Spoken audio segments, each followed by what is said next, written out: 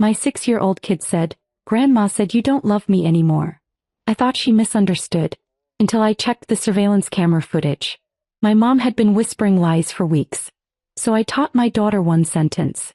A week later at a family dinner, my mother turned pale when my child said.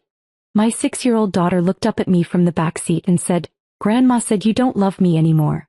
It was the kind of sentence that doesn't register right away.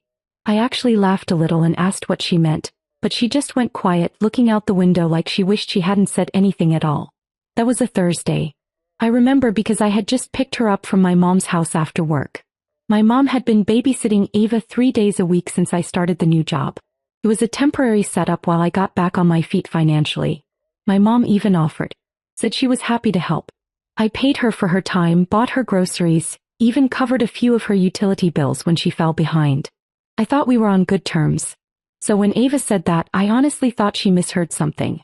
Maybe my mom had said something about me being tired or busy and Ava took it the wrong way. Kids misunderstand things all the time, right? But then it happened again.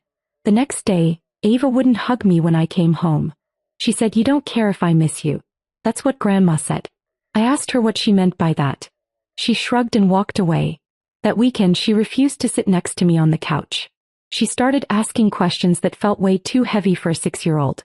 "Are you going to move away? Are you going to send me to live with someone else?" When I asked where she was getting these ideas, she'd just mumble something about Grandma knowing how things really are. I didn't sleep that night. I laid in bed trying to rationalize it all.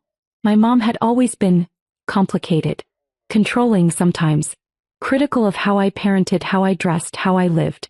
But this wasn't just control. This felt like sabotage. I needed to know for sure. So I checked the footage.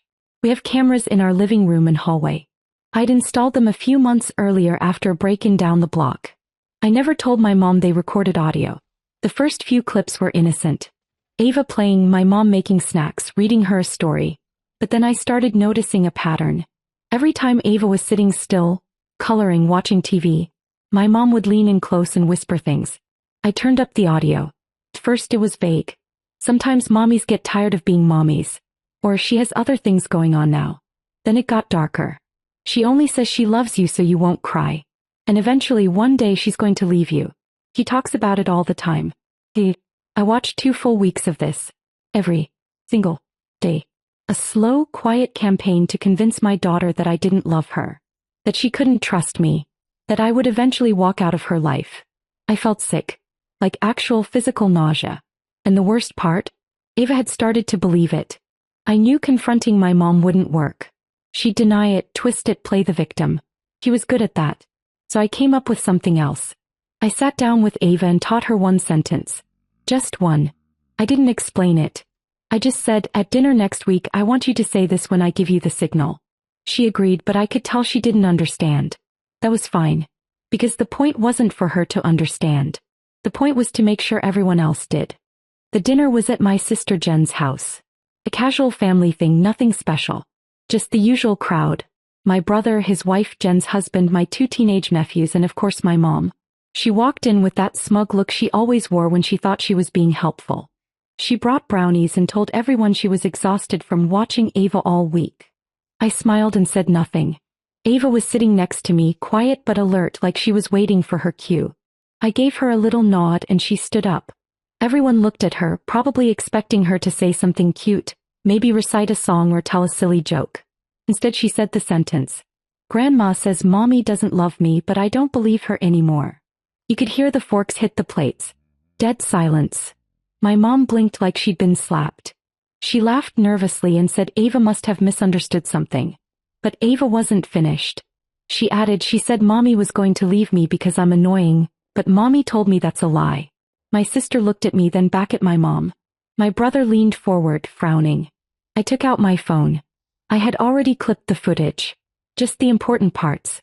3 separate days. 3 separate moments of my mother whispering into Ava's ear. The audio was clear enough to hear everything. I played it out loud at the table. Nobody spoke. Not even my mother. The words echoed in the room. "She doesn't really love you. He's just pretending. He's tired of being your mom." And worse. My brother looked horrified. My sister was crying. I set the phone down and looked at everyone. Then I said what I'd been holding in. This is my own mother saying these things to my child. She's been babysitting for free?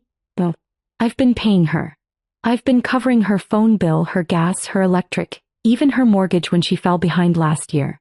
I've been giving her everything, and in return she's been slowly poisoning my daughter against me. No one defended her. Not one person. My mom sat there pale and frozen. Then she said something about being misunderstood, that she only meant to comfort Ava, that maybe she said things in the wrong tone. I didn't say a word. I stood up, picked up Ava and left. The next morning I canceled everything. Her bills. Her mortgage payments. Her credit card I'd co-signed. Gone. She called me 6 times that day. I didn't answer. Left voicemails ranging from fake apologies to full-blown screaming. I saved them all. Then I blocked her number. She came to my door once, 3 days later, with tears and excuses. I didn't open it. Because once someone tries to take your child's trust in you, tries to replace it with doubt and fear, there is no going back. Not for me. I thought the worst part would be the confrontation. The actual moment at the dinner table when everything came out. But it wasn't. The worst part came after. That night, after we got home, Ava crawled into bed with me and didn't say a word. She just wrapped her arms around me and fell asleep almost immediately. That told me everything I needed to know, how deeply her trust had been shaken and how much she'd been holding in. I sat there for hours, awake, staring at the ceiling, wondering how long it would take to undo what my own mother had done. Wondering if I could undo it at all. By the next morning, my mom had already begun the second phase. Damage control. She started with me, called 6 times, left voicemails that started with forced sweetness and ended in anger. Accused me of turning the family against her, of orchestrating a setup to humiliate her. Said things like, I gave you life and this is how you repay me. Like I owed her a lifetime of silence because she'd done the bare minimum of being a parent. Then she moved on to the rest of the family. My sister called and said Mom had texted her something about edited footage.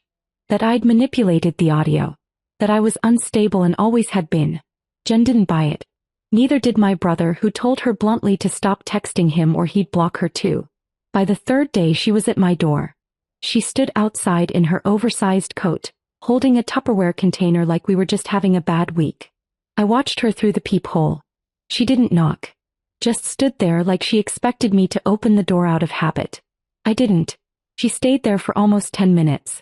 Then she left the container on the step and walked away. I never opened it. I threw it straight in the trash. Later that night I got an email from her. It was longer than anything she'd ever written in her life. Pages of half apologies, rewritten history, and a subtle warning. You can't just erase your mother. That's not how family works. But she was wrong. Because what she did wasn't family. It was betrayal, pure and simple. You don't get to walk into a child's life and start planting ideas that their parent doesn't love them. You don't get to whisper lies just because you're unhappy or jealous or bitter about how your own life turned out. That's not family. That's sabotage. And now she would have to live with the consequences. I met with a lawyer the next day, not to sue her or anything like that, but to formally remove her as my emergency contact, revoke her access to Ava's school records, and make sure there were no loopholes she could slip through if anything ever happened to me. I rewrote my will. I added a friend as guardian if the worst ever came. I didn't just cut her off emotionally. I erased her from every legal corner of my life. And I didn't tell her. Let her wonder. Let her sit in the silence she created. Ava was doing better after a few days, but I could still see the residue. She hesitated when I said I loved her, like she was waiting to be proven wrong. She started asking if I'd pick her up for sure, after school, even though I always had. I had to build it all back one quiet day at a time. And then, about a week later, something happened that almost made me question everything I'd just done. It happened at Ava's school. It was a Monday. I had just dropped Ava off at school and was halfway through a lukewarm coffee at my desk when my phone buzzed. Unknown number. I let it ring out. Then a text came through. Please come to the front office. There's something here for you. It was from the school secretary. Nothing unusual. Sometimes it was forgotten homework or a permission slip Ava never gave me. But when I got there, she handed me a manila envelope. No return address. Just my name and handwriting I recognized instantly. I opened it in the parking lot. Inside was a letter. 4 pages. Neatly written in blue ink. It was from my mom. The first page was all about how she was misunderstood, how she didn't mean any harm, and how I was twisting everything into something ugly. She said Ava had taken her words out of context, and that I had poisoned her just as much as I was accusing her of doing to me. The second page got darker. She blamed me for her financial problems. Said if I'd been more generous, more grateful, she wouldn't have felt the need to insert herself. She said she stepped in where I failed. Her words. The third page was about Ava. She claimed she had only tried to prepare her for the truth. That one day, Ava would see who I really was and would thank her for being honest. That phrase made my skin crawl. And the fourth page was a list. A list of all the things she'd done for me over the years. Babysitting, money she loaned me in college, help with rent, even groceries from 10 years ago. She wrote it like a bill. A tally of every crumb she'd ever handed me. She ended it with one sentence underlined. You wouldn't be where you are without me. I sat in the car for a long time just staring at the letter. I wasn't sure what disturbed me more, her complete lack of remorse or the fact that she dropped this off at my daughter's school. The secretary said a friend of mine had brought it by, said it was important. No one questioned it. They just passed it along. She hadn't broken any rules. I went straight to the front office and gave them a list of names. My mother's, her boyfriend's, her neighbor's, anyone who might try to do something like that again. I asked them to flag any contact. I also asked them to update the emergency contacts, removing her name entirely. The woman behind the desk didn't ask questions. She just nodded. That night, Ava had a nightmare. First one since everything started. She came into my room crying and told me she dreamed that I left and never came back. That grandma told her it was going to happen and she was right. I held her until she fell asleep. Then I sat in the dark and made one final decision. No more silence. No more shielding her from the truth. If Ava asked questions, I would answer them, not in a hateful way but in a way that protected her from ever being manipulated again. Because no one gets to take a child's trust in their parent and tear it down brick by brick just to feel powerful. I wasn't just done with my mom. I was done pretending she had ever been the kind of person worth having in our lives at all. After that letter, I expected her to go quiet. He didn't. Instead, it got worse. A few days later, my sister Jen forwarded me screenshots. My mom had been messaging her nonstop, spinning this narrative that I was unstable, that I had brainwashed Ava, that I was erasing family history out of pride. She even dragged in my late father, which crossed a line I didn't even know she had the nerve to cross. She sent similar messages to my brother, my aunt in Florida, and even one of my old high school friends she hadn't spoken to in over a decade. Every message had the same undertone. Asterisk Sarah is destroying the family. He's dangerous. She needs help. Asterisk.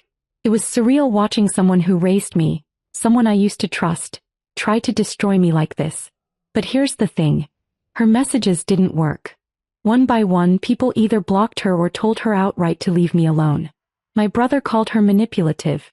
My aunt said she sounded like she was spiraling. And my sister, who had once tried so hard to keep the peace, finally told her flat out, "You did this to yourself." So she escalated. She showed up at Ava's dance class. I wasn't there yet. I was 5 minutes out, stuck in traffic, when I got a call from another mom who knew what had been going on. She said an older woman, my mom, had approached Ava in the hallway and tried to take her hand. Ava backed away and the other mom stepped in. I got there in record time. My mom was already gone. The instructor was shaken. Ava was hiding in the supply room crying. I hugged her, told her she was safe and that grandma wasn't going to come near her again. Then I filed the restraining order. It took 2 days. I submitted the footage, the letter, the texts, the messages she sent to my family. I included a written statement from the mom who saw the dance class incident. The judge didn't hesitate. She granted it on the spot. That night, I told Ava in simple words. Asterisk grandma isn't allowed to come near you anymore. Or me. She's not safe. Asterisk. Ava just nodded. She didn't ask why. She didn't need to. She already knew. The next day I changed the locks just in case. I added a second camera to the back of the house. And when I dropped Ava off at school, I felt something I hadn't felt in weeks. Relief. I had done everything I could to protect her. But the story wasn't over yet. Because 2 weeks later, I got a call from a number I didn't recognize. I almost let it go to voicemail. I wish I had. Because when I answered, it wasn't my mom. It It was someone else. And what they told me made my stomach drop. The voice on the phone was male. Calm, polite. He introduced himself as a social worker with the county. Said he needed to ask me a few questions about an anonymous report that had been filed. I already knew. He didn't say who made the report, but I didn't need him to. He asked if Ava had been left alone at home. If I'd ever raised my voice to her. If I ever withheld food, locked her in her room, neglected her basic needs. Every question made me feel like my skin was being peeled off. I answered everything calmly. I offered documentation. Names of people at Ava's school. Pediatrician contact. He said it was probably nothing, just routine, and he apologized for the intrusion. But I knew better. It was her. My mother. She'd made a false report. Trying to paint me as unfit. It wasn't enough to poison my daughter against me. Wasn't enough to humiliate me, drain my money, corner me at dinner, or show up at her dance class. Now she wanted to go nuclear. She wanted to take Ava from me. That night I didn't cry. I didn't panic. I didn't even get angry.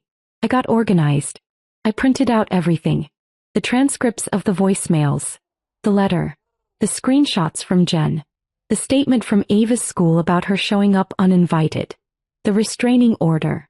I made copies and mailed them to my lawyer, kept originals in a locked drawer, and emailed digital backups to a trusted friend out of state. I met with the social worker. Let him see Ava's room. Her medical files. Her meals for the week. Her schoolwork. After 20 minutes, he said plainly that everything looked perfectly normal, and the case would be closed in a few days. And it was. But that was the moment everything inside me hardened. This wasn't just emotional sabotage. This was war. And there was no coming back from it. I filed a second report, this time to her landlord. I wasn't just helping pay her mortgage. I had co-signed the lease. And after consulting my lawyer, I sent a letter terminating my financial obligation and withdrawing my name from any future liability. That triggered a chain reaction she hadn't seen coming. The landlord raised her rent. The utilities piled up. Her credit score, already weak, began to slip. And just like that, the house of cards started collapsing. She called again. Left voicemails sobbing, begging, bargaining. Said she'd been pushed too far, that all she ever wanted was a relationship with her granddaughter. But I knew the truth. She didn't want a relationship. She wanted control. And I was done giving her any. The last message I ever sent her was one line. If you ever come near me or my daughter again, I will press charges. She never responded. It's been 4 months now. Ava's lighter. She laughs more. Her drawings have changed. She used to draw houses with storm clouds. Now she draws sun, flowers, smiling stick figures holding hands. She still asks about Grandma sometimes. I tell her the truth. Grandma made some choices that weren't safe for us, so we're staying apart. And that's enough for her. Sometimes people ask if I feel guilty. The answer is no. Because love without safety isn't love. It's manipulation. And anyone who tries to come between a mother and her child, quietly, slowly, like rot beneath the walls, doesn't deserve forgiveness. They deserve distance. Permanently.